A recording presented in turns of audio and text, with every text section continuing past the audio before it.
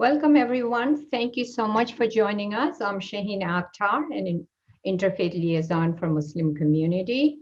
It is so wonderful to see so many interfaith friends coming together to share and learn from each other. And this is what we are called upon to do.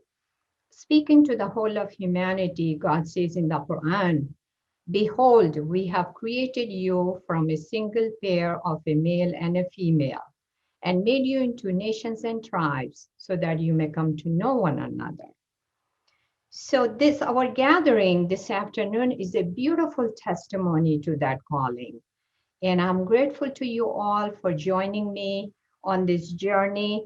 And my special thanks to our presenters, my friends, Rabbi George Brindle from Congregation Beth El, Sudbury, and we have Pastor Eric Wolf from St. John Sudbury, and Robin Bernstein Donati from September 11 Families for Peaceful Tomorrow, and of course, Father Kral, who will be managing the chat.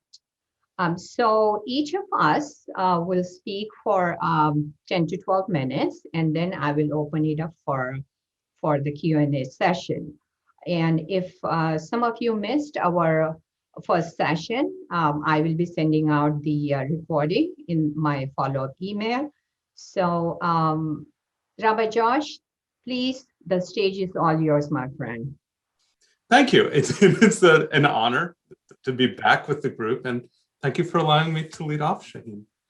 The concept of forgiveness is a human universal. That's part of how we can exist in society together. We try to get things right as best we can, and I feel that it is a very holy, both in terms of spiritual and in terms of making whole, desire for us to make matters right when we get them wrong. We're not perfect. And each of our spiritual traditions teaches that there's got to be some way for us to bring our relationship back into balance and wholeness together when things go wrong. And it's the very human desire to make those relationships whole that I find to be a beautiful impulse. And it's the differences in the way that we do that I find to be exquisite. And that's what makes for different faiths and for this kind of sharing.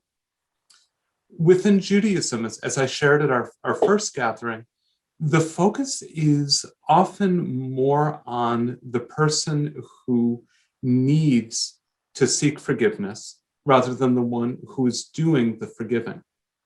And that process of approaching someone else, requesting forgiveness, is called teshuvah. Teshuvah. That comes from the root word shuv, which means to turn or to return. And it can be understood as returning to another person, saying, I want to come back to you. It can be understood as turning to God, saying this rift in the human relationship is also a rift in the divine relationship. And it can be seen as turning to oneself. I want to return to being the very best person, the very best human being, the very best me that I can. So that idea of teshuvah, the turning or returning to one's core, is really key to the Jewish understanding of forgiveness. Now, what about the other person? I didn't speak about this so much last time, and Shaheen advised us to bring a snippet from our textual traditions to share. So I have a very brief passage I'd like to read to you. One of the great Jewish rabbis, philosophers, physicians is Maimonides, Moshe ben Maimon, who lived in the Middle Ages about 1,000 years ago, a truly remarkable individual. And he wrote extensively on all matters of Jewish spirituality and human interactions. Here's what he says. He wrote an entire segment, an entire volume of his magnum opus on Jewish life, specifically about teshuvah. And I'm going to read to you from Hilchot Teshuvah, the Laws of Teshuvah, chapter 2, verses 9 to 10. Here's what Maimonides said 1,000 years ago, and it's advice that gets right in the heart today. He writes, it must, Teshuvah and Yom Kippur, the Day of Atonement. I'll share more about the Day of Atonement in a moment. Teshuvah and Yom Kippur only atone for sins between a person and God. For example, a person might have eaten a forbidden food or engaged in forbidden sexual relations. However, sins between two people, for example, someone who injures a colleague, curses a colleague, steals from them, does something to damage them, will not be forgiven until one returns to one's colleague that which is owed and appeases them. And it must be emphasized that even if a person restores the money that one owed to the person that they wronged, they must still appease the person they wronged and ask forgiveness. Now, if the colleague does not desire to forgive, one should assemble a group of 3 of the wronged person's friends and request forgiveness with those friends present. And if the wronged party is not appeased, the process should be repeated a second time, and then a third time. And if the wronged party still cannot give forgiveness, they should be let alone. The matter need not be pursued further. And on the contrary, the person who refuses to grant forgiveness after these 3 honest attempts is the one who is considered liable in this case. The above does not apply, one should note, if the wrong party is one's teacher.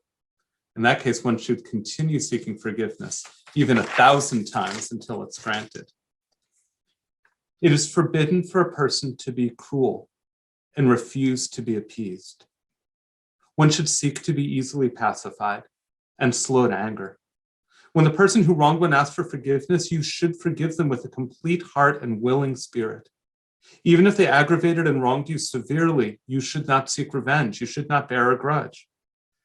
This is the path of the seed of Israel and all those of upright spirit.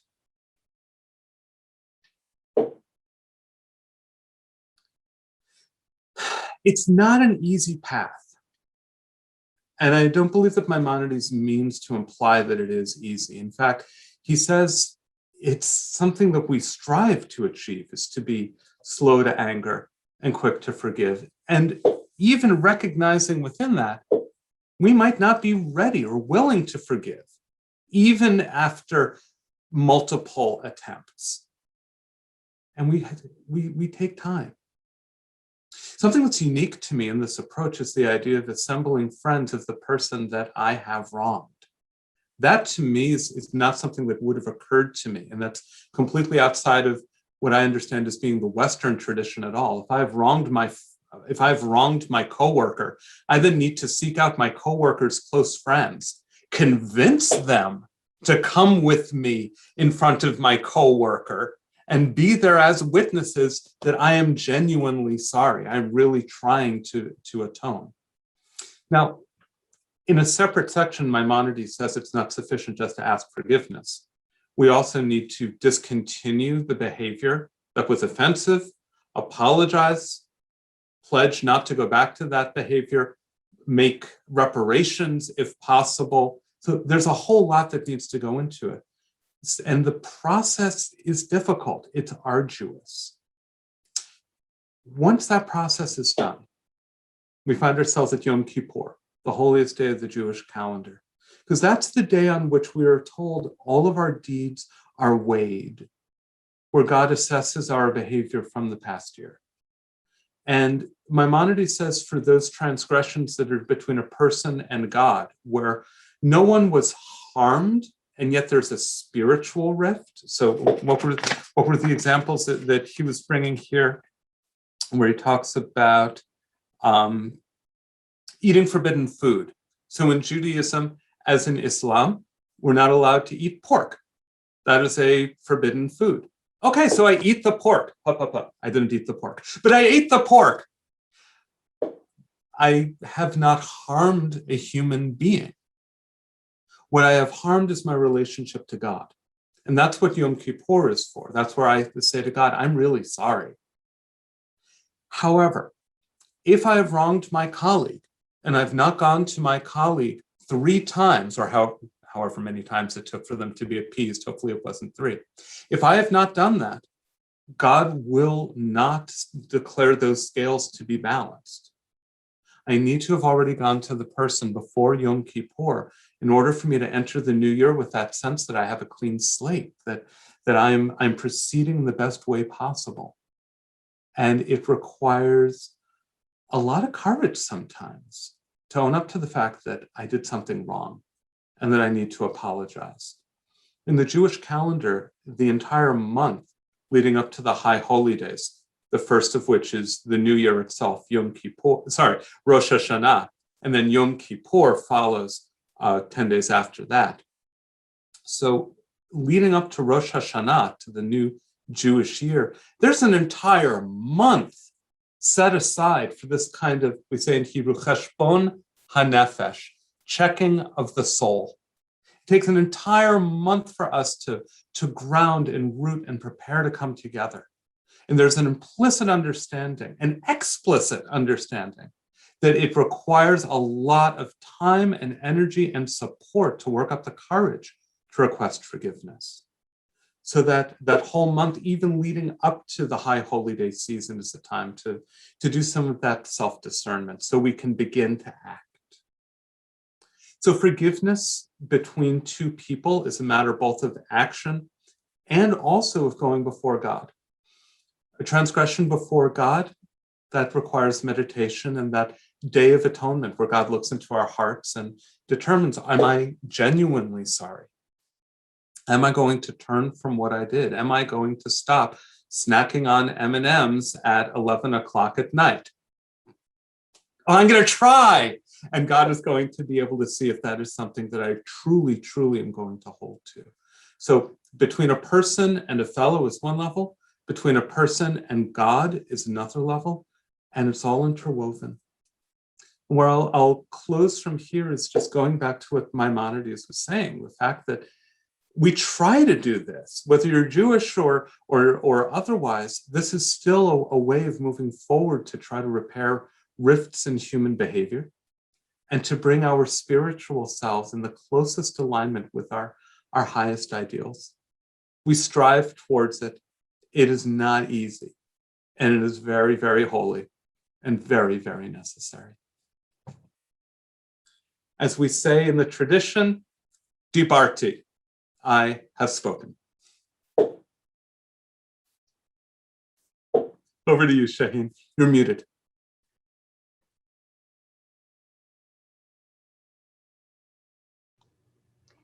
Thank you, Rabbi Josh. There is so much similarity between Judaism and Islam.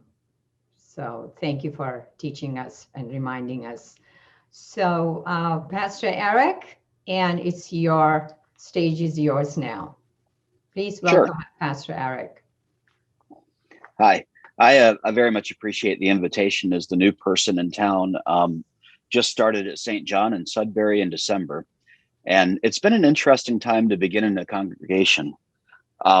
As I heard Shaheen say, there's a lot of similarities in the way Islam and Judaism deal with the matter of forgiveness, and I think that's by no accident, because along with those two, the Christian tradition shares the book, and we're siblings in that book, and we worship the same God, and so it makes sense that the same God would give us a lot of the same teachings through the ways of revelation that we understand.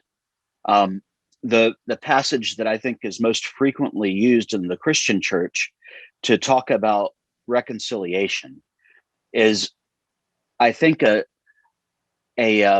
way that our culture demonstrates some of its illness, because it's most often used with the word discipline in mind rather than reconciliation.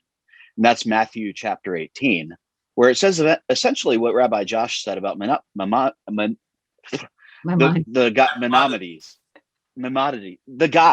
the writer who is brilliant, right? We sometimes call him Mimo for short. Mimo, as the great Mimo wrote, but also in Matthew chapter 18, if someone sins against you, then go to that person first. And it's no accident that we try individual reconciliation first. Ultimately, relationship is a personal matter. But we also have the understanding through Matthew chapter 18 and the Jewish tradition from which we spring, that our individuality isn't the real definition of who we are. We're defined in community. We're defined by what we're a part of. I think in the Christian tradition, part of the deepest identity we share, I say it's a family in which water is thicker than blood. And it's because through the waters of baptism, we're grafted into the family of God. And the story of salvation revealed to us through the death and resurrection of Jesus. And so as people whose deeper identity is rooted in community, then we go to the leaders of the congregation and talk to them. And if it still can't be reconciled, we go to the church. Now, this is where I was talking about the illness of the culture versus what I think Jesus at least was getting at. And rooting Jesus' teachings and the tradition from which he came, I don't think this is far off to say that this is what Jesus was more likely getting at. The sickness of the culture says, well, if they still won't be reconciled, then we're told to treat them as a sinner or a Gentile. And what do we do with sinners and Gentiles? We cast them out, because somehow God is the big angry guy who's waiting to burn us with lightning if we mess up. But God loves us. That's not a love that looks like love to me. And quite frankly, if God is waiting and hoping almost to punish us for the least infraction, I don't think that's a form of love that any of us would recommend in any other relationship. And so it puzzles me that this is okay when it comes to God. I think more clearly what Jesus is getting at, seeing as Jesus is somebody who has a reputation for eating with sinners and tax collectors and prostitutes, and a well-earned reputation at that. Well, how did Jesus treat sinners and Gentiles and the rest of them? Jesus went and ate and spent time and cared for them. And we see time and time again that at least through the people with whom Jesus chose to spend the most time, Jesus spent the most time working toward reconciliation with those who were oppressed and on the outside of society, those who had fallen afoul of the good church people. And I think this is important, because it says to me in this method of reconciliation outlined in Matthew chapter 18, that even if by our own choices and behaviors, we force the community to define for us what our actions have already identified, that we no longer are willing to live within the context of the community because we're not willing to treat each other right, then that doesn't absolve the community of responsibility for this person. That doesn't absolve us in the community of caring for them. That doesn't change the fact that they too are children of God who are worthy of love, who we are expected to love. In fact, we're commanded to love. So that's part of forgiveness. And in the Christian tradition, as I understand it, it's our duty and our honor and our privilege to seek reconciliation with those who either have wronged us or we have wronged. There's another aspect of forgiveness that I was not able to learn until relatively recently, 5 years ago, when I was on Synod staff, which was our church-wide or our statewide adjudicatory in South Carolina. And so I was the assistant to the bishop, who basically there's 40, 52, 56 something Lutheran synods in the ELCA, which is the Lutheran flavor of which I'm a part. And each one has a bishop. And so I worked for the guy who was in charge of the state of South Carolina, who was out of town, and the other assistant was out of town. And I was by myself for the first time. And that's when the murder and martyrdom of the Mother Emanuel 9 occurred, when Dylan Roof, who was at least nominally an ELCA Lutheran, he had grown up in a Lutheran congregation in downtown Columbia. He had been confirmed in the Lutheran tradition. And though sometimes we like to let ourselves off the hook by saying, well, he doesn't really count as one of us because he hadn't been to church in a long time. Remember, I said that our deepest ethic is that water is thicker than blood in the church. And that means whether or not we want to claim somebody, they belong to us through the waters of baptism. This is something that's worked through God. It's not something that's worked by us, our own preference. And, shortly after the murder and martyrdom of the Emanuel 9, I heard the family members of the people who were killed talking about forgiveness. And it really puzzled me, because I didn't understand. And I had probably the standard good liberal white guy reaction that a lot of people had, which was, man, they're better people than I am. But this is when I encountered for the first time, through Pastor Leroy Cannon, who had been an AME pastor but had come to the ELCA recently. He said to me, Eric, they're not forgiving Dylan because they don't have hard feelings. They're not forgiving Dylan because they they think there's necessarily a chance of reconciliation, even though, there must remain the opportunity for reconciliation on the table. You've got to remember that these families are people who are descended from African Americans, many of whom were slaves. And unless we begin the forgiveness, even without the expectation of its return, then we get stuck. They're forgiving Dylan, not for his sake, but for their own. That, to me, was one of the most significant words about forgiveness I've ever heard, in part because I heard the gospel preached from people who heard the gospel for the first time in the context in which it was originally preached. People who lived their whole lives in a nation, in a culture, in a society who had intentionally marginalized them, and who had heard the good news of Jesus Christ through the death and resurrection of him, that God has worked in them the ability to be free in a way which our culture may never allow. And in fact, we kill people for trying to attain. And turns out in the original context, the Christian message sounds a lot different than it does when it comes from the westernized, Americanized gospel of privilege that I kind of grew up hearing.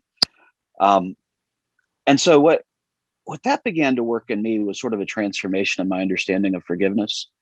I came to realize, and even though I already said this, I learned to articulate that we ask for forgiveness not because God is the big angry guy in the sky who's waiting to burn us with lightning and thunder when we mess up. But instead, we turn to God. And Rabbi Josh mentioned the Hebrew word shuv, and that's related to the Greek word metanoia, which means to turn aside or turn around, and or turn away from and turn toward in this regard. And when we repent, which isn't like the guy holding the sign saying these 99 things are sending you to hell, but when we turn toward God and away from those things that separate us from God, then what we open up for ourselves is an opportunity to understand better what God's love really is. And so when we talk about God's love being unconditional, when we talk about God's love being eternal, when we talk about God's love being one in which we have done nothing to earn, but we find ourselves with a place anyway, not because of who we are or what we've done, but because of whose we are, both through the waters of baptism and by being a creation of the Creator, then we discover something that's true in a lot of our lives. When I remember when my parents were really nice to me and I had kind of been a jerk to them, and I remember when my grandmother, she had a candy dish she always told me not to touch, and the first thing I did one time was break it and then push it under the couch, and I knew she was going to find it. And she was so nice and fixed some of our favorite foods, and I felt so bad. And her love, as real and pure and well intended as it was, her love was painful for me because I knew later she was going to be disappointed. Sin is not God's problem, except for the fact that it's my problem.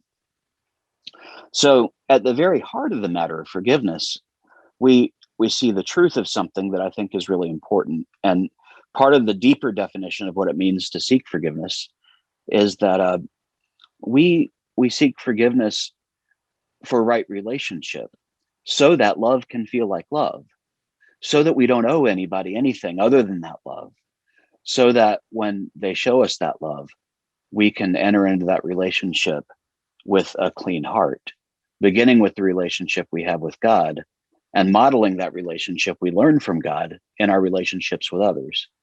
Now, that doesn't mean we'll ever have perfect relationships or we'll ever get over being jerks, but it does mean that we have an example of a love that always calls us back into the identity that we share through the waters of baptism, that we share with the rest of creation, that we who are loved with the love that does not end are called to give love that does not end, even if it doesn't necessarily enable us to enter back into a relationship where things are okay. There's more, there's always more, but I think that's probably enough.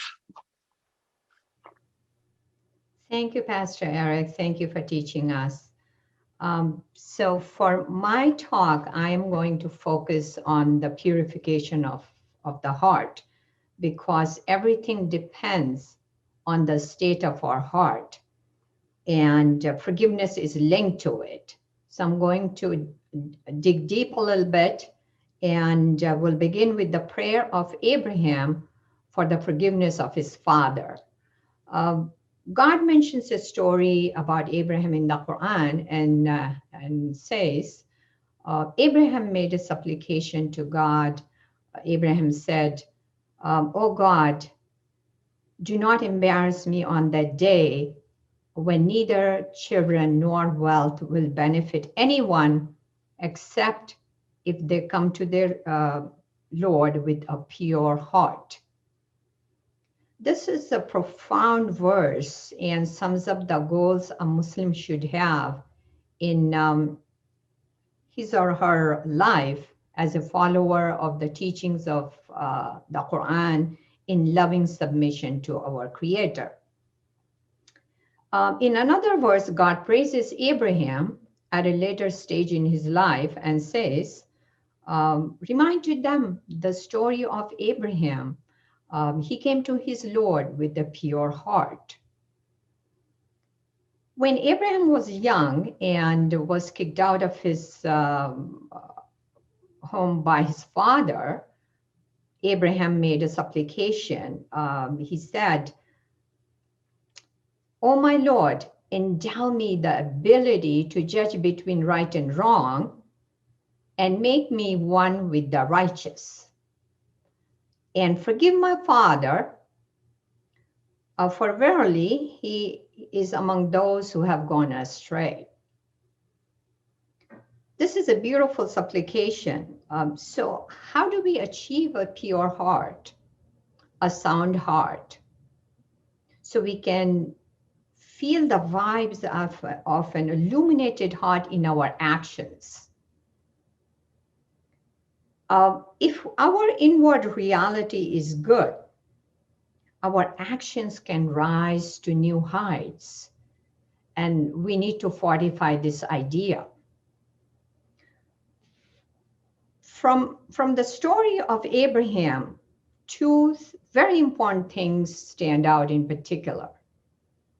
Number one, love of God, the one who created us, is paramount. We know and turning to him for forgiveness and seeking refuge in him. We know the story of Abraham and the false idols and the king who put him in the furnace for breaking their idols. Number two, Abraham's story illustrates that his heart was full of compassion and forgiveness.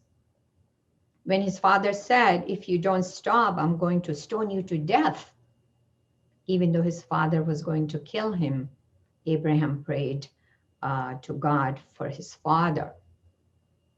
So a sound heart, a pure heart, is overflowing with compassion, and there's no hatred, no animosity, nothing except compassion and forgiveness. And God tells us in the Quran that God loves those who forgive others. And in Prophet Muhammad's narrations, we find that he said, God will not have mercy on those who do not have mercy on others. Abraham realized at a very young age the importance of having a pure heart. And Prophet Muhammad, peace be upon him, was sent to humanity as a mercy.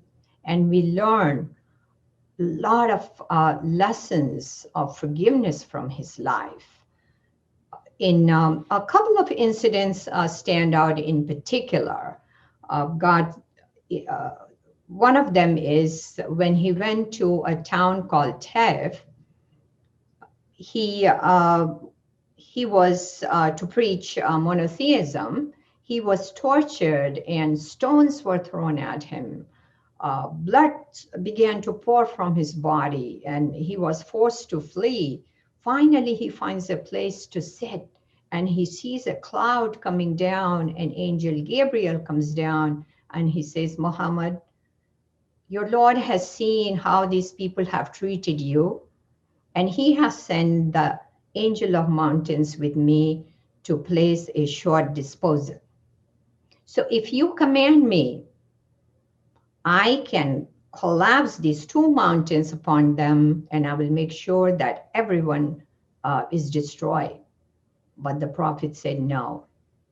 Rather, I pray that may God bless them and their progeny. Even though Muhammad, peace be upon him, was going through incredibly difficult times in his life, and this year is known as the year of sorrow. He was dealing with persecution. His dear uncle had died, followed by his wife's death, but the prophet reacted with mercy and forgiveness. Today, Taif is a beautiful resort and the best summer destination in Saudi Arabia. And Taif used to house a very big idol goddess, Lat. And as per the prophet's prayer, people recognized the greatness of the creator and became submitters. And the other incident which Muslims reflect upon a lot is when Prophet Muhammad came back to Makkah, his birthplace, from where he was persecuted and tortured and had to escape death threats. Many Muslims were killed, and these Makkans had fought wars with him. But when the Prophet came back, he did not come back with a sword or in a shiny armor. He entered Makkah with humility, with his head down. And everyone was afraid that how he was going to treat them. But the Prophet said, today there is no revenge. Everyone is forgiven. Incredible example of forgiveness. And friends, these are not just historical realities. And Rabbi Josh and Pastor Eric Wolf also mentioned from their scriptures. So God is teaching us by extension as well. And God invites us to examine our own hearts. In chapter 2, verse 74, God talks about the types of hearts. He says, and yet after all this, your hearts hardened and became like rock or even harder. And for indeed there are rocks from which streams burst forth. And indeed there are some from which, when split asunder, water flows. And indeed there are some that fall down with the reverence of God. The hardened heart is the type of heart where there is no love, no compassion, and there's no forgiveness. As a follower of Islam, the culmination of the message of Abraham, by recognizing the greatness of God and his blessings, I should be too shy to displease him. I should be too shy. It's not just about asking forgiveness. It is about living with the consciousness of this awareness about how can I displease my creator, and also when I'm dealing with his creation, how should I behave? And so it is about having regret. It is about owning my mistakes and turning to him for forgiveness. And I should be able to do the same when I'm dealing with people. Say, I am sorry, and not let the arrogance or pride come in the way. So when letting God know that I put my trust, my complete trust in your mercy to forgive me.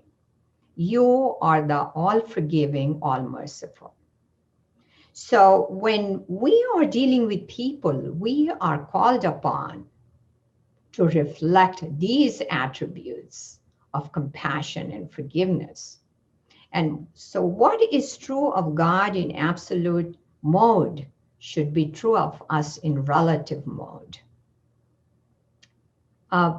Friends, the purification of the heart is a beautiful journey. And by turning to God for repentance and turning to our fellow human beings, asking for sorry, that's what makes our heart to be on this journey. And as our father Abraham desired for a pure heart, and he was able to achieve.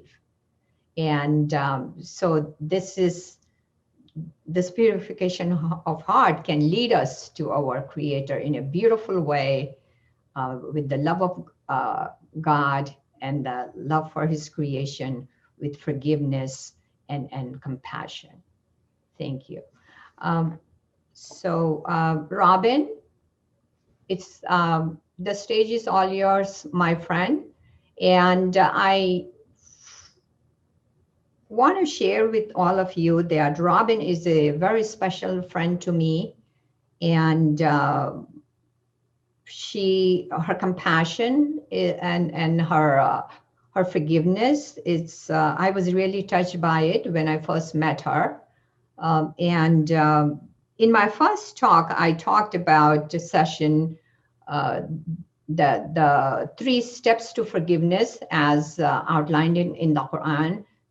It is just not enough to say, I am sorry. We need to take extra steps, do something good for the person, and pray for that person. And so Robin and her group, September 11th Families for Peaceful Tomorrows, have, demonstrated these high ideals in their actions. So Robin, thank you so much for joining us and for your friendship and your compassion. All right, so I'll hand it over to you. You need to unmute. Thank you, Shaheen. I'm also here with Gloria Williams on my phone because we have some complicated communication issues. She's with us from New York City. And so I'm going to start. Gloria Williams and I are co-chairs and founders of the Peaceful Tomorrows Islamophobia and Intolerance Committee. I lost my mother on 9/11 when 2 planes hit the World Trade Center towers. Despite my mother's murder, I never wanted retribution or revenge. I never got angry, only profoundly sad. I do not feel the actions my country took after 9/11 represented me or my wishes. I found September 11th Families for Peaceful Tomorrows online in about 2003 and became a member because this group represented my post 9/11 beliefs. September 11th Families for Peaceful Tomorrows is an organization founded by family members of those killed on September 11th who've united to turn our grief into action for peace. By developing and advocating for nonviolent options and actions in pursuit of justice, we hope to break the cycles of violence engendered by war and terrorism. Acknowledging our common experience with all people affected by violence throughout the world, we work to create a safer and more peaceful world for everyone. The question I have wrestled with for many years, since that time especially, is what does it mean to forgive? What does it mean if there are some actions that are unforgivable? As someone who lost a loved one on 9/11, I've been asked many times how I've made my peace with this. Many people assumed I had much anger and were really incredulous that I don't. They thought maybe I was angry and resentful towards the hijackers, maybe towards all Muslims, but that was never the case. What did make me mad was there were things left unfinished between my mother and myself because she had been murdered and there would be no opportunity for closure. In my work with Peaceful Tomorrows, I have found forgiveness in unforeseen ways and unanticipated sources. During World War II, On December 7th, 1941, the Japanese attacked Pearl Harbor.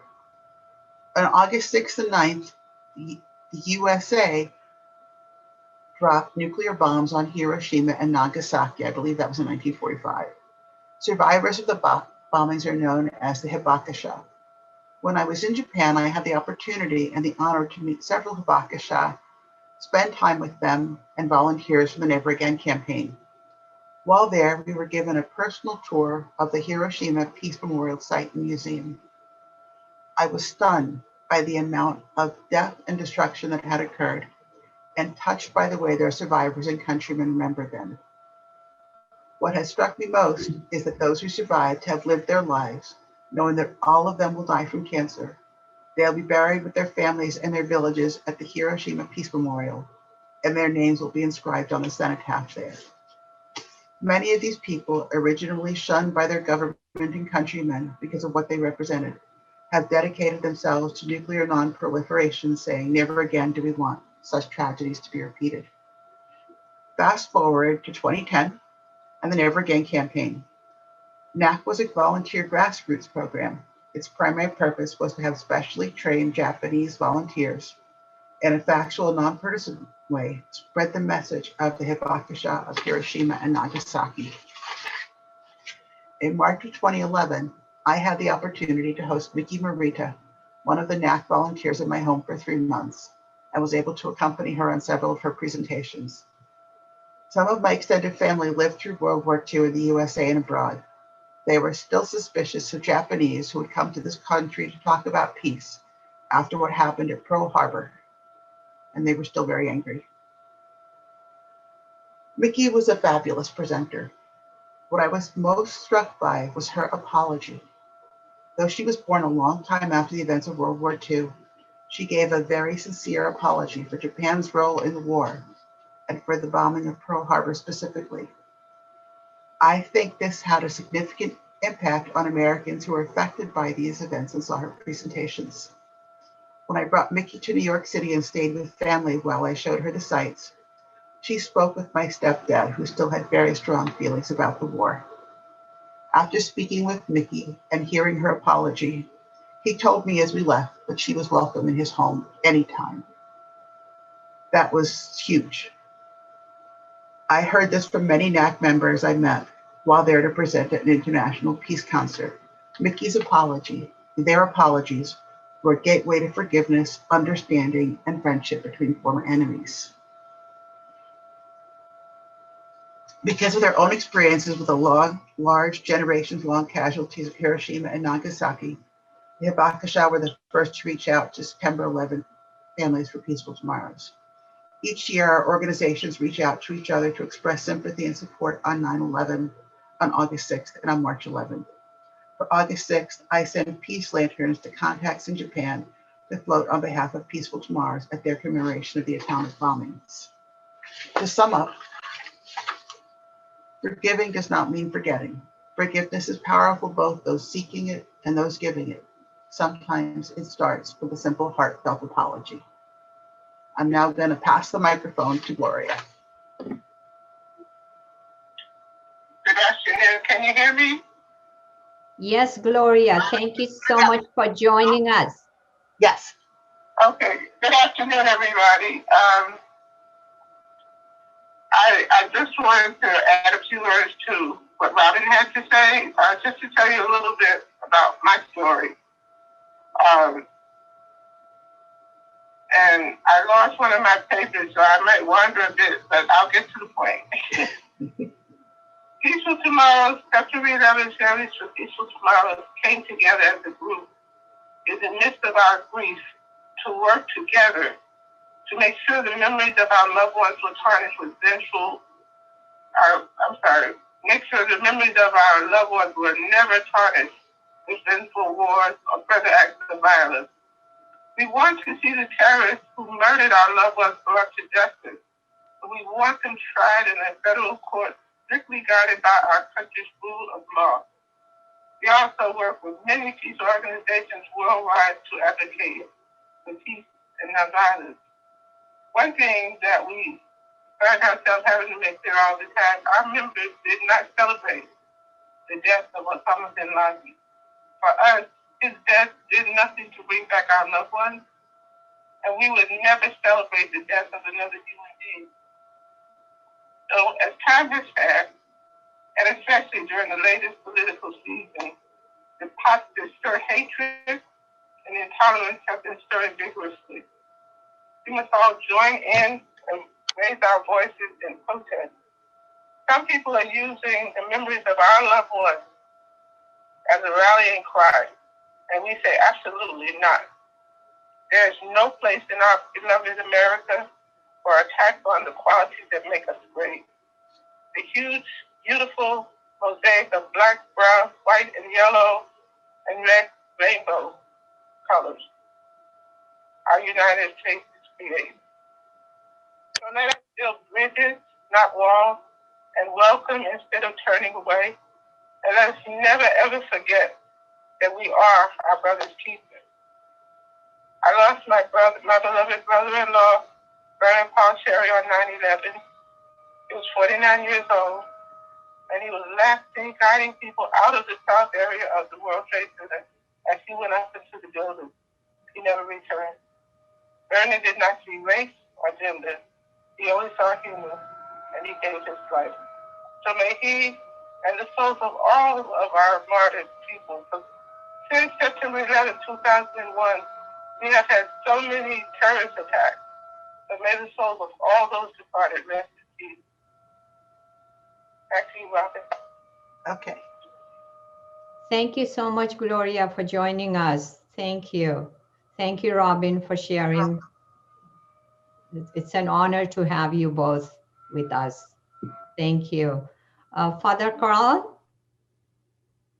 Father Carl? Yes. Would you like to share some? Well, I didn't really prepare, actually. I thought it was just... Yes, but you can take your time and come back to share again. So we can ask the question, we can start the Q&A. And if you would like to share, just chime in, please. Okay, there are a number of questions on chat I can bring out if you'd like. Okay, please. One of them is a comment, and this is from Samina Beg, which says, "We condemn that barbarism conducted by anyone. No religion promotes that. Quran says a person who kills one life kills all human lives, and a person who saves one life saves all human lives. Robin, we are with you in your sorrow, just as we are with all Muslims who are subject to different types of injustice, physical and emotional torture in different parts of the world, including taking away their right to live peacefully and freely enjoying their God-given freedom." So that's just a comment, and perhaps maybe even the panelists would like to respond to that. Oh, yeah, I would be delighted to. I'm fascinated that that's a teaching from Quran, because I know it is a teaching from the rabbis, that one who saves a single life saves an entire world. One who destroys a single life destroys an entire world. It does not surprise me, given the many, many points of intersection and interrelationship between our faiths and our cultures, that is a teaching that we have in common. And I believe that it's one that, again, approaches that human ideal of an absolute, the infinite value of human life and the need to preserve and protect it. The condemnation of barbarism. I share this because we've just concluded recently the Jewish festival of Passover. And there's the moment during the story of going out from Exodus where the waters of Yam Suf, the Sea of Reeds, are parted, and the Israelites go between the waters. Pharaoh's army follows, the waters come down and destroy Pharaoh's army. In Torah, the very next thing that happens is that the Israelites, led by Moses and Miriam, then sing and rejoice and dance. And it's a very famous segment of the Torah. In fact, it shows up again and again in our liturgy. Who is like you, O God? It's a lovely place. This troubled the rabbis. Because what this looked like to them was that Moses and Miriam and the Israelites were celebrating the death of other human beings. And in their homiletical interpretation, in their midrash, the rabbis imagined that the angels wanted to sing also in that moment. And God says to the angels in this rabbinic imagination, no, my children are drowning in the sea. You can't celebrate. So I find the teaching that Robin brought, the idea that we celebrate freedom and we celebrate relationships, so very powerful. And Robin, I don't recall if it was you or your friend who was on the phone who said that there was no celebration at bin Laden's death. And that makes complete sense to me from a Jewish perspective. We don't celebrate when a human being dies. We celebrate that we are free from danger. That's what's worthy of celebration. And we celebrate when we come together to set aside pain. The forgiveness aspect of not seeking revenge. Eric, you would reference this after Dylan Roof's atrocity. I had to have that explained to me as well, that forgiveness can mean I choose not to seek revenge in and of my own person. I hand that over to God, to the state, to the federal government. That's not for me. What is for me is to live my life with joy and with love. I don't want to take up any more airtime now. I have a teaching from my dear, beloved Hebrew school teacher, Mrs. Leah Eliash, Zichrona Livracha, may her memory be for a blessing, that maybe I'll share later on if we have the opportunity to a similar point. Okay, Pastor Eric, would you like to go? Yeah, especially with regards to those who really find no sense of repentance in their own hearts. One of there's a couple things that come to mind. One of those is the idea that those who try to protect their life will lose it, but those who give up their life will find it. And I've always struggled with that for a long time.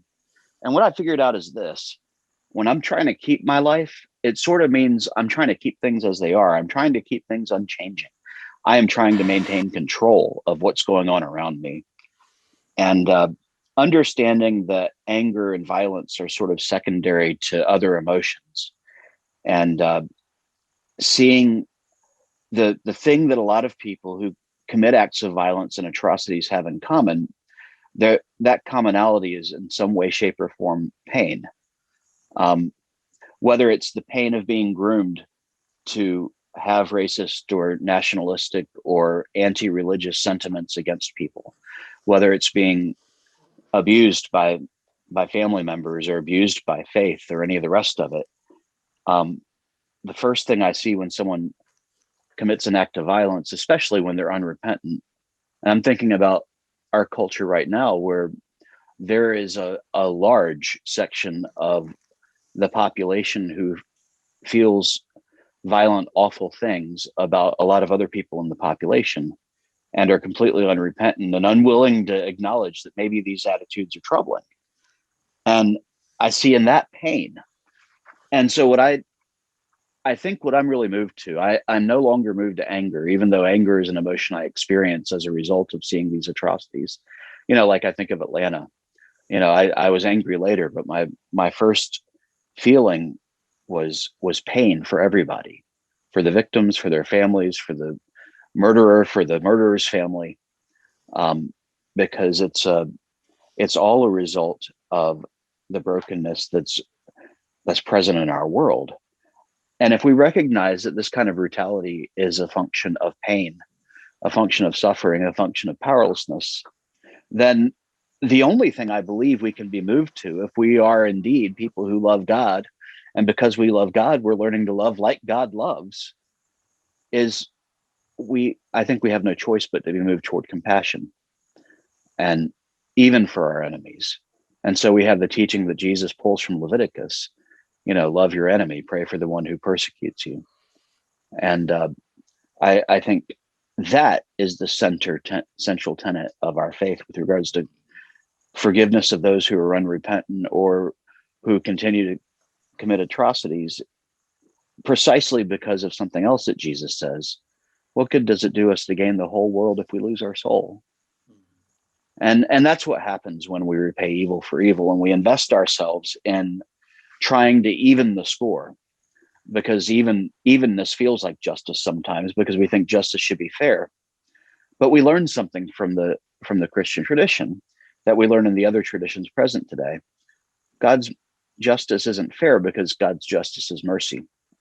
Mercy is never fair, but according to God, justice is merciful. And so we wrestle with that. And this, I promise I'm going to be quiet after this. And while we wrestle with the fact that this doesn't mean we maintain relationships that are unhealthy for us, or in which we're harmed, or in which we're threatened, because some people it's best to love from afar.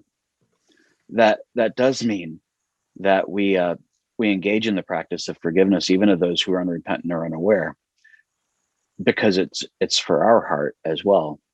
And that mercy, I think, does go. And even though I don't know that we have that teaching, save one life, you save everybody, end one life, you end all of them. But holy cow, I think that'll preach in Christianity as well. Thank you, Pastor Eric. So I, like Rabbi Josh was mentioning, that we don't celebrate the, death of even the one who have done harm, and so it's always we have to pray for remorseless. We would say, may God guide them, and also we would say, oh God, soften their hearts, so so mercy can penetrate in their hearts. So again, I come back to the softening of the heart. This is why it's important to look inward. And also Father Josh talked about the ultimate justice. We leave it to God, and just from our part, we forgive them, and that's and ask for guidance for them, like Prophet Muhammad prayed for even those who were harming him, and to make their hearts soft. So I make it a point, like in my prayers I would include decree the best for everyone, and also soften our leaders' hearts. And that is very important, because the leaders are the ones, all the things happening and in the world, we need peace. It's not about can God bring peace to the earth. It's about, can we come together and have that compassion and forgiveness. And also the Mahatma Gandhi, the great leader from India, he said, if we just do eye to eye, and then everybody will be, there will be so many blind people in the world. So it's forgiveness. That is, I think, is so important for us. And Pastor Eric, you talked about the Atlanta shooting and all that. So the community working together, community working together on the gun reform and all these things we can accomplish. So at least we need to do whatever we can, and not be on the sidelines. So that would be a big help, and our prayers, and from individual perspective. So I would anybody else? Father Carl, would you like to chime in, or Robin? Well, there are other questions on chat. Another question is from someone who asks, Do you think forgiveness, especially forgiveness in an extremely difficult loss, is something that can be done in a step or could take a few attempts? Yes. Or is it, what's your take on that? Someone has something in mind, apparently. Carl, could you please repeat the question? I just didn't quite follow. Okay, with regard to forgiveness, with regard to especially major loss, whatever that means to someone, do you think it's just something, it's like a one-step process or choice that we make, or is this something that takes time? Are they little decisions that lead towards forgiveness in some way? So, Father Carl, I would say that it will depend on, it would vary from people to people. It's individual basis, but I would say that the if the goal is forgiving, then um, if it's a process for them, if it's a slow process, then that would all work. So it all would depend on how someone feels about that. Some people it would be easier for them to forgive, and some might need more time. And so, don't you agree, Robert Josh and Pastor Eric, that it's everybody's state of heart is different? By all means. And forgiveness is certain, I believe forgiveness is certainly a process. Right, That's process. part of the reason why it's necessary for us even to have this whole panel discussion to begin with, because it is so nuanced, so personalized, and, Yes. and it does require that continued investment over time. And no two scenarios are exactly the same, because no two people are exactly the same. This is why we have clergy, the people who spend their time hopefully achieving some small modicum of wisdom to help with the benefit of our own experience to guide others through that process as we go through it ourselves. And sometimes it ends without ever being completed. There are times where forgiveness simply is not achievable. And I want to say a very loud and wholehearted amen to what Eric said a few moments ago, which is that forgiveness has to follow only after the people are safe. And if one is in an abusive relationship or a dangerous situation, the most important thing is to make sure that you and any dependents that you have are safe. And forgiveness, we can have that conversation later, as Maimonides was saying, after that difficult, dangerous situation has been discontinued. Right. Again, that's all part of the process. So we have to see the seriousness. We have to see the seriousness and see and for ourselves as well, that how sincere are we about the sincerity. If someone is saying, I'm sorry, I forgive you, but not taking those extra steps to then the relationship would not work, especially in an abusive relationship. So that's where you have to make a decision. So, Pastor Eric, would you like to chime in, or should we go with the other question? One of the things that sprung to my mind when you said that about the sincerity is, it's the difference between an apology that takes accountability for what I've done and recognizes that my intent really isn't what matters. What really matters is how what I've said has been perceived and whether the other person is harmed by it. Right. That doesn't mean that I have a bad intention, but the other piece is the other types of apologies are, well, I'm really sorry you feel that way. That's really not an apology. It's kind of a smart alecky comment, right? And that does go to sincerity. And I think that the act of forgiveness has two purposes, because all of this revolves around relationship. I think the only thing we really have to offer each other is relationship, and in the name of the one whose love we offer it, right? And that's why I think, as I think of the traditional Muslim greeting and the traditional Jewish greetings and the traditional Christian greetings, are all some form of peace be with you.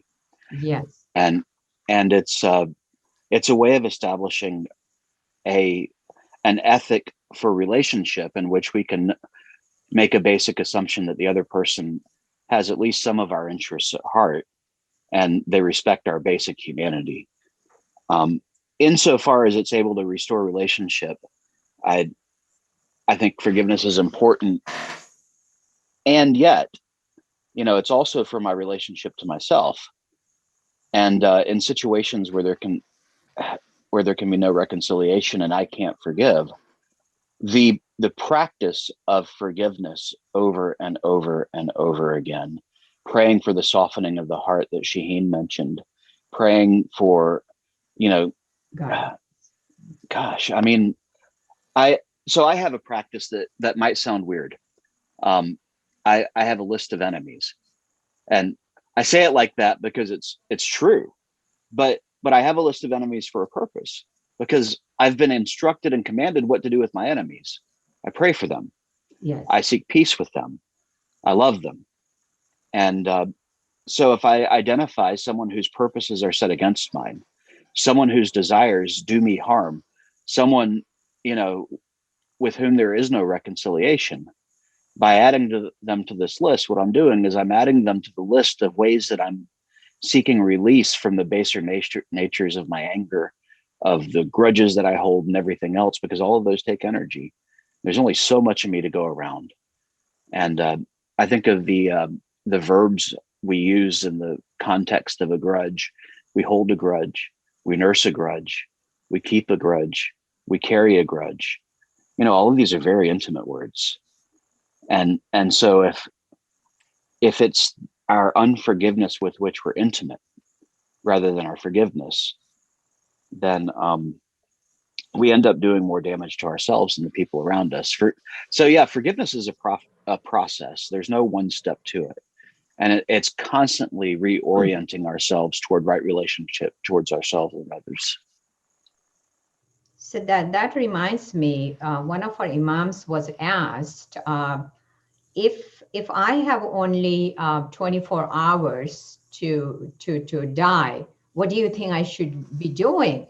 So the imam said, think about how many people you're going to forgive, and think about how many people you have in your list to ask for forgiveness.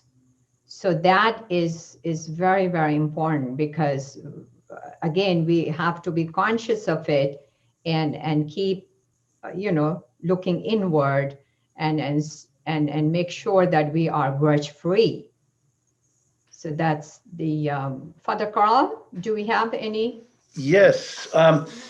Marianne asks, can the speakers reflect more on the value or importance of forgiveness for the remorseless, for the unrepentant?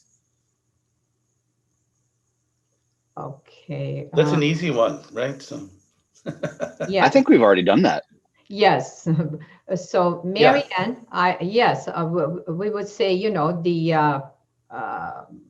pray for their, softening their heart, and would you like to add anything, Rabbi Josh? Is there anything else? If someone is remorseless, we would pray for them. And okay, so maybe this is where their heart. So I'll share what my Hebrew school teacher said, where I was from Lithuania. She spent time in a work camp, managed to escape, and spent a lot of the war hiding in the woods in a bunker.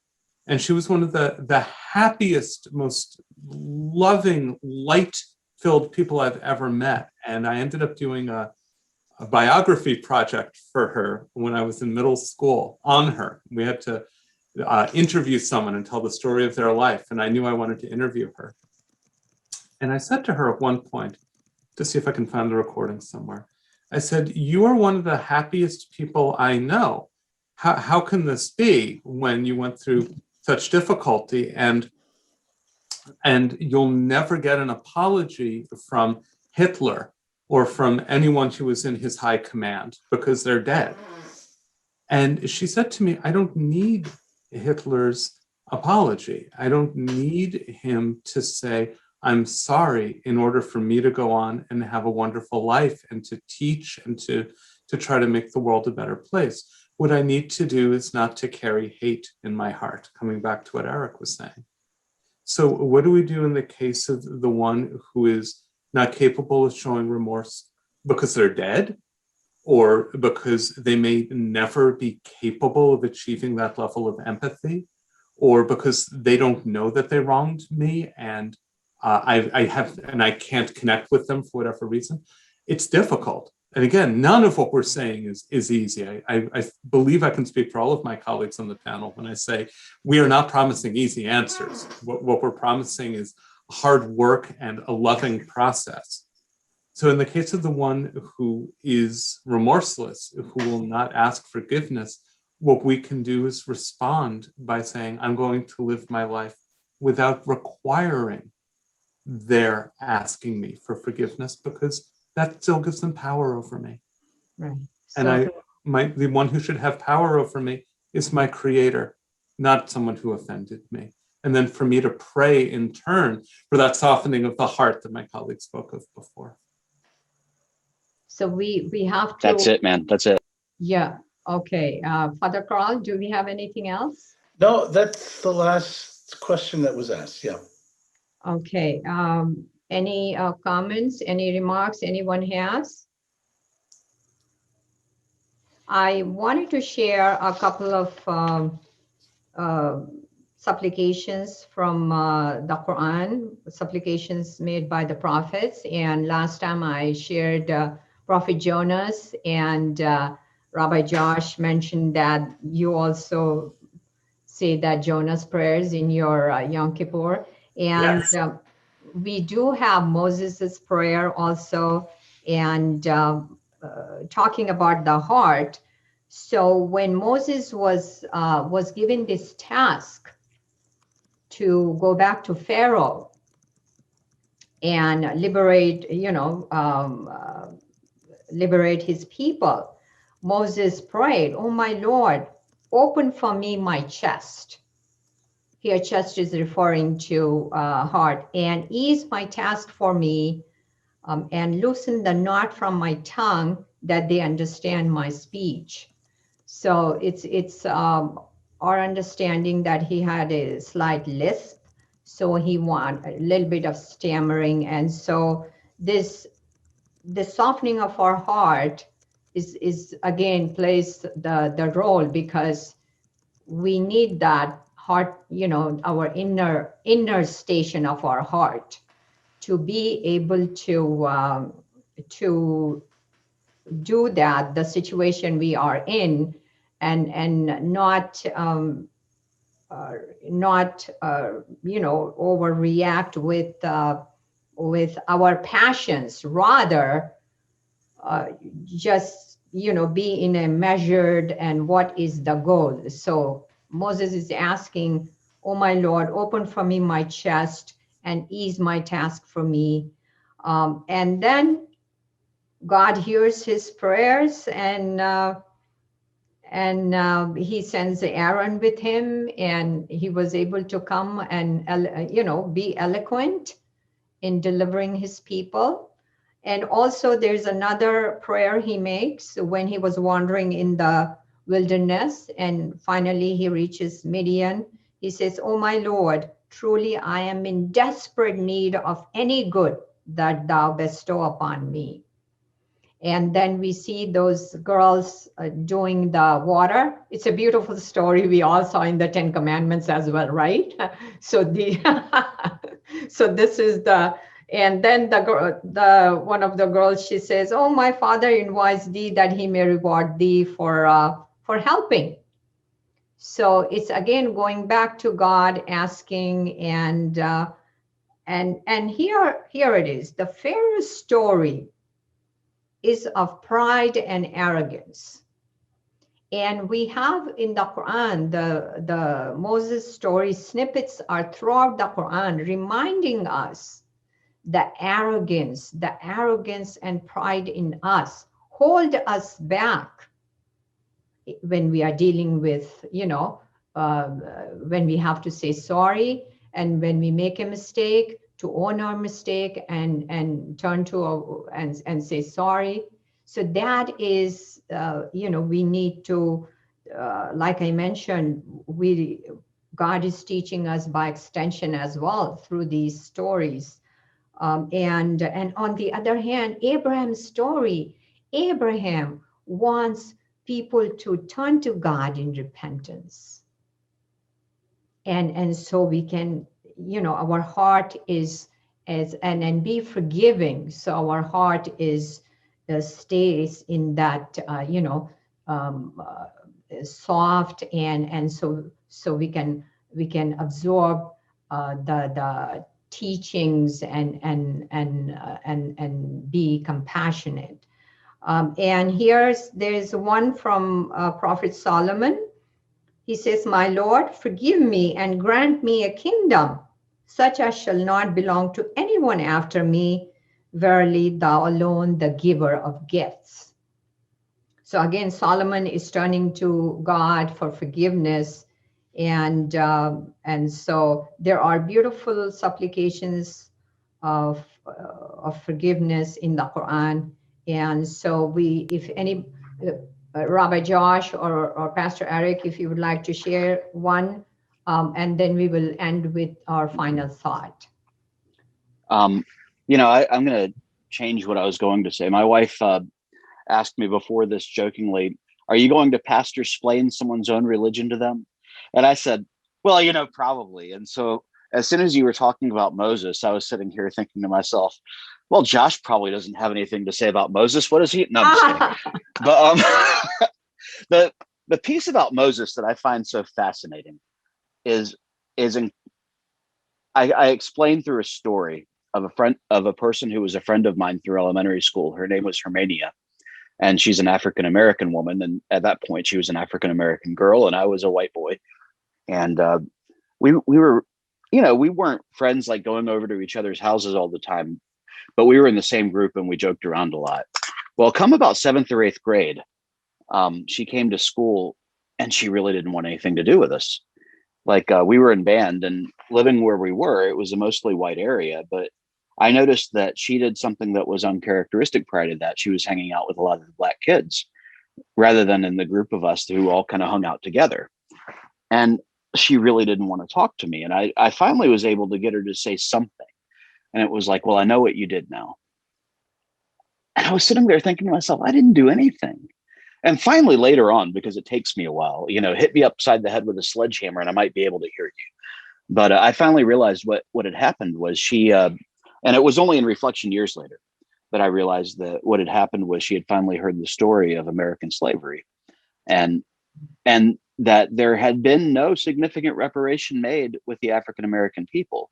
And in fact, even the amendment that was meant to free the slaves was then turned right back around and used to enslave them again, but through the prison industrial complex that we have now to this day. And she heard that story and she was angry. And so I think to the story of Moses. Moses grew up in Pharaoh's court, adopted. Yes. And perhaps he knew his background, perhaps he didn't. But I imagine the story being more along the lines of he discovers who he really is. And there's a piece of his identity that he can't reconcile. And so when he realizes that his people are being so abused, out of anger for that, out of hurt, out of all the things that come from learning a history that you may not have known, he slays the guard. And so the bush appears to him while he's tending the flock on his father-in-law's farm, while he's on the run from Pharaoh. So the deeper context I hear of this is, God says to Moses, not just go tell Pharaoh to let my people go back to that place where you encountered the piece of yourself that you were not able to reconcile to the point where it ate you up and you murdered somebody. Go back to that place and face the consequences of your decision. Go back to that place and face what your grandfather, step-grandfather, whatever Pharaoh was to him, and and face your past and reconcile with that. Oh, and by the way, tell Pharaoh that he needs to let all his slaves go too. Easy, right? But no wonder, like, Moses was so nervous. Whether or not he had any kind of speech impediment, my tongue would have been tied too. Because when we come face to face with our own pain and our own brokenness and our own kind of, I would imagine maybe even some guilt at our own lack of compassion and humanity for someone else, that's part of it too, is coming to terms with the fact that we're part of the problem. It's not just one person who's wronged us, but we're part of the cycle of violence and the cycle of abuse. And it's only through a restorative justice that we actually are able to encounter something that brings us back to something that resembles the peace that our three faiths profess. Pastor Eric, we will do our final thought. Rabbi Josh. So I love what I've heard just through the entire sharing that we've had the past hour and a half. The time has flown. I've learned, I feel uplifted, I feel challenged, and I feel deeply, deeply grateful to Shaheen, to everyone who's gathered for this really honest, open-hearted exploration of that with which we're all struggling. So you brought up Moses, and I'm going to see that, and I'm going to raise you a King David. So when I think about where forgiveness comes from, I turn to the Psalms often. It's a source of great inspiration within my tradition. I'm going to read you the briefest of snippets. I'm in the 51st Psalm, and there's a certain, sometimes the Jewish and Christian numbering of the Psalms go off by one, but that's okay. So this is Psalm 51, and I'm reading from verse 11. And the point that this is making is that forgiveness is something that each and every one of us needs to wrestle with, whether it is forgiving others, whether it's recognizing our own shortcomings. We cannot get away from the need to grapple with this issue. It's part of who we are, irrespective of faith, background, culture, time period, geography. This is part of who we are. And that's part of why I love this psalm, written thousands of years ago, halfway around the planet, and it speaks to us now. Verse 11, Psalm 51. Hide your face from my sins. Blot out all my iniquities. Live tahor b'gali, fashion a pure heart for me. O God, create in me a steadfast spirit. Do not cast me from your presence or take your Holy Spirit from me. Let me rejoice in your help. Let a strengthened spirit sustain me, that I may teach transgressors your ways, so that those who have sinned may yet return to you. Yeshuvu, that they may return to you, and save me from blood guilt. O God, my deliverer, let me sing forth your beneficence. Adonai sifatai tiftach ufi yagid tehilatecha. God, open my lips. Let my mouth declare your glory. Robin, would you like to share? You need to unmute Robin. Okay, there we go. So I want to say I'm really grateful to have been here today and to have been able to share with everybody. I think that as members of September 11 Families for Peaceful Tomorrows, we would never have imagined that a place like Guantanamo Bay would continue to exist. We would not. Almost 20 years after 9/11, people would still be awaiting a fair trial, and some people who are innocent still can't be released. That was never our wish. And also wanted to talk personally. I also wanted a few closing thoughts on forgiveness. As a therapist, when I work with clients, I present many options for moving beyond hurt and pain.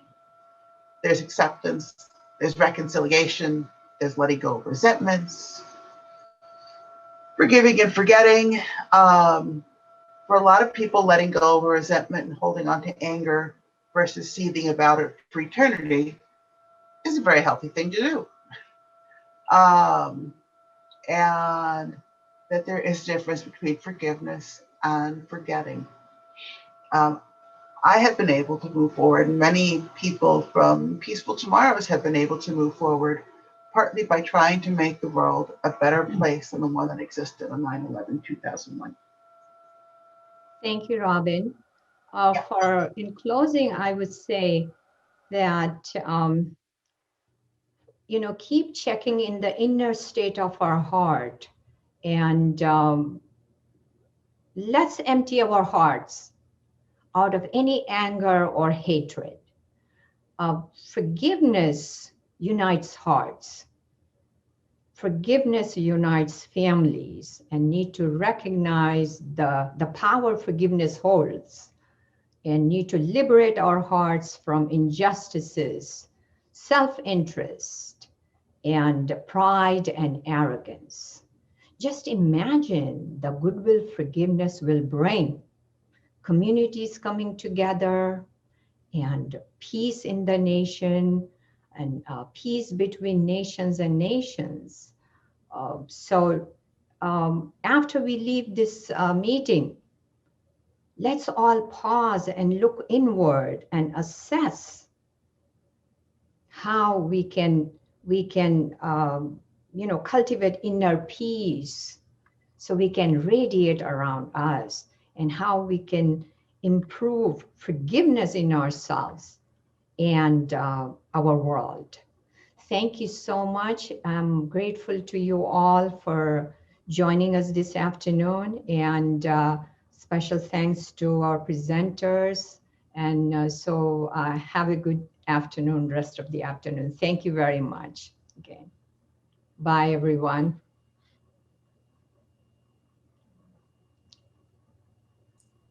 Thank you so much, Shaheen. Oh, you're welcome, Rabbi Josh. Thank you.